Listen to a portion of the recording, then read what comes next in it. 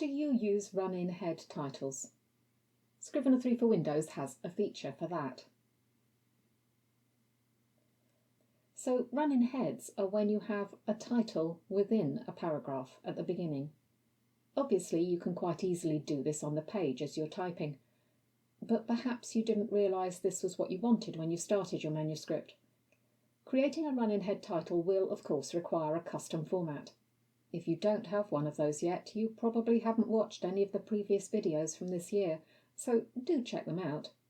So let's say that you've selected your title and text format from assigned section layouts, for which the titles will be coming from your binder. You'll probably want one without a section break before. Click on the Title Options tab and you'll see a tick box for Insert Title as Run-in Head. You may want to take it off uppercase.